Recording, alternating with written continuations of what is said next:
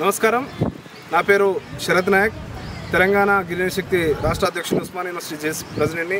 ఒకసారి మిత్రులారా ఈ ఒకసారి వీడియో చూడండి. అసలు 500 ఇయర్స్ బ్యాక్ ట్రైబల్స్ కొట్టుకున్నట్టు వీళ్ళు బుద్ధి లేకుండా మినిమం కామన్ సెన్స్ లేకుండా చేసే పనులు. మిస్టర్ విజయ్ దేవరకొండ ఏదైతే మొన్న సూర్య నటించినటువంటి retro cinema pre release event హైదరాబాద్లో జరిగినటువంటి ఈవెంట్లో ఇలా ఈ యొక్క హీరో అని చెప్పుకునేటువంటి విజయ్ దేవరకొండ ట్రైబల్స్ మీద 500 సంవత్సరాల క్రితం కొట్టుకునే వాళ్ళు, కామన్ సెన్స్ లేదు, వాళ్ళకు బుద్ధి లేదని చెప్పి ఇవాళ గిరిజన సమాజాన్ని కించపరిచే విధంగా మాట్లాడినటువంటి మాటల్ని తీవ్రంగా ఖండిస్తూ ఉన్నాం.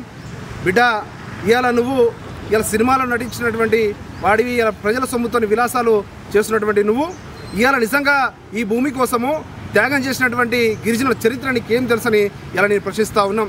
ఇలా ఒక బీర్సా ముండా, ఇలా ఒక కొమరం భీమ్, ఒక ఠాను నాయక్, ఒక రామ్జీ గోండు, ఒక అల్లూరి సీతారామరాజు చరిత్ర తెలుసుకొని ఇలా నువ్వు మాట్లాడాల్సినటువంటి అవసరం ఉన్నది. ఈ ప్రజల కోసము, ఈ భూమి కోసం త్యాగం చేసినటువంటి చరిత్ర ఉన్నటువంటి గిరిజనుల మీద ఇలా కించపరిచేటువంటి మాట్లాడినటువంటి నిన్ను ఇలా ఖచ్చితంగా రేపు పొద్దున నీ సినిమాలు కాదు కదా, ఇలా నీ ఇల్లు ముట్టడిస్తాం, నీ ఆఫీస్ ముట్టడిస్తాం, నేను ఎక్కడ కూడా తిరగనీయమని కూడా ఇలా గిరిజన బిడ్డగా, ఉస్మానియా యూనివర్సిటీ జేసీ బిడ్డగా ఈరోజు మేము ఇవాళ నిన్ను ప్రశ్నిస్తూ ఉన్నాను. ఖచ్చితంగా నీ మీద SC/ST కేసు, అట్రాసిటీ కేసు నమోదు చేయాలి, నిన్ను జైల్లో పెట్టాలి. నీలాంటి వాళ్ళ వల్ల ఇలా కనీసం ఒక చరిత్ర తెలియదు, ఇలా నీకు త్యాగాల గురించి తెలియదు, ఇలా ఇష్టం ఉన్నట్టు మాట్లాడుతూ ఉన్నావు. ఖచ్చితంగా ఇలాంటి వేదికల మీద ఇంకోసారి నోరు పారేసుకుంటే మాత్రం బిడ్డ ఖబర్దారని కూడా తెలియజేస్తూ ఉన్నాను.